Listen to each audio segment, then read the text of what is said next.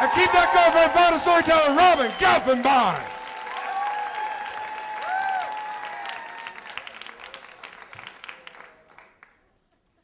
For years, guys who I was interested in would tell me, wow, you are really cool.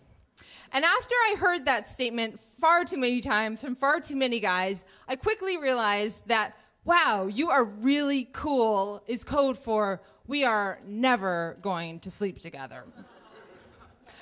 But when I moved to San Francisco, Ted never said that to me. We had met when we were cycling. He was rugged. He had these like killer legs. He looked like he had just stepped out of a Men's Health magazine. And he was quiet and mysterious.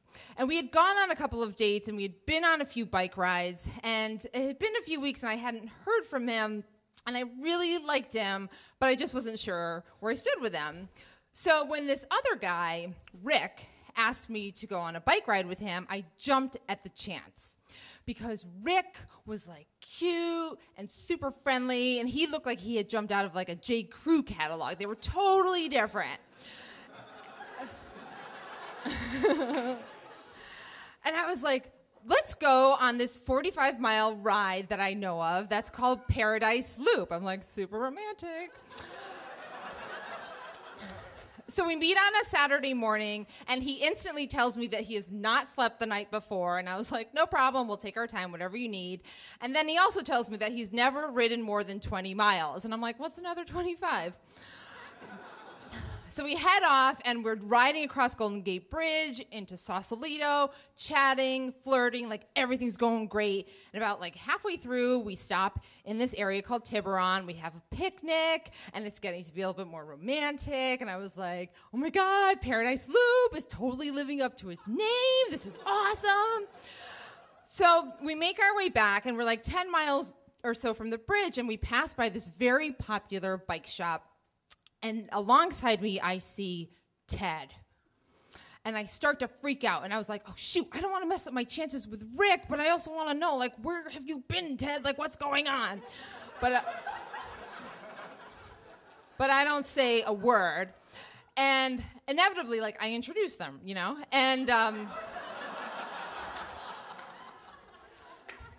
not just good looking. And they were like, And Ted tells us that he's headed back to the city, and Rick is like, oh, why don't you join us? And I was like, sure, Rick, great idea. There's nothing I would be happier about than to cock block myself right now. So the three of us are riding back together, and, you know, we're all chatting. I'm trying to, like, deflect any, like, how I know him and how I know him, and then they start riding faster, and they're riding faster, and I'm trying to keep up, but I can't. And they get ahead of me, and then my mind is going into overdrive. I was like, oh my God, does Ted know I'm on a date with Rick? Does Rick know that I've been dating Ted? Like, does Ted not like me anymore? And does, like, Rick not like me anymore? And then I was like, oh my God, wait a second. Maybe they're making brunch plans. I was like, I don't know what to do. So I start like pedaling up this hill really fast, and I'm trying to catch up with them to no avail. And finally, like, Rick drops back, and he's like, are you doing okay? And I said, yeah, I'm fine. And he's like, would it be okay if we go ahead to the bridge, because I'm kind of running on fumes because I didn't sleep last night? And I was like, yeah, okay, well, you know, go ahead, I'll meet you there. So he and Ted take off like they've just been released from prison. And I start pedaling faster, and then I realized, like, I can get to the bridge faster. So I took this shortcut that I knew of, that I'd done a couple of times, and it took me, like, behind this big mountain pass. So I start riding, and there's nobody around. I'm completely by myself, and I'm following the bridge, and I'm following the bridge on this road. And then after, like, a half an hour, I am totally lost, and I am freaking out because I'm like, they're waiting for me, and I don't have GPS. And this was, like, 13 years ago, and there's no cell phone, so I can't call Rick or Ted.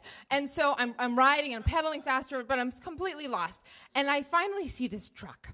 And I wave it down, and I run up to the guy, or I pedal, right up to the guy, and I was like, you know, bridge? And he's like, yeah. And then he goes, ride? And I was like, score.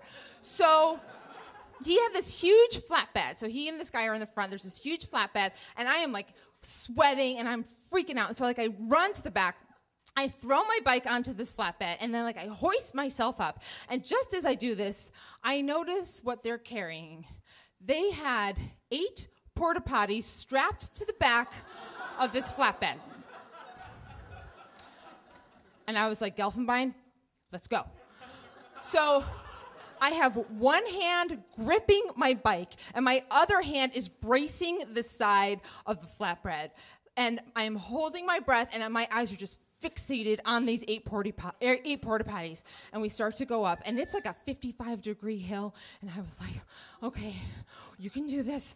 Don't breathe, but you can do this. And they're going really slowly. And then we hit a bump, and I watch one of the porta potties rock side to side. And I was like, you cannot die this way. You cannot die this way. You cannot die this way. And it finally levels, and I was like, thank God. And we're making our way closer to the top, and I'm like, I hope they're there, and I hope I don't die, because I don't want to die getting leveled by this mobile crapper. And so we get to the top, and I hop off, and I ride down. I wave and say thanks to the guys. I ride down, and I see Rick waiting for me at the bottom of the hill. And I get there, and he's like, did you just come from the complete opposite direction? I was like, yeah, and I explained the whole story. And he's like, so do crazy things like this happen to you a lot? And I go, yeah, all the time. And he goes, wow, you are really cool. Thanks, guys.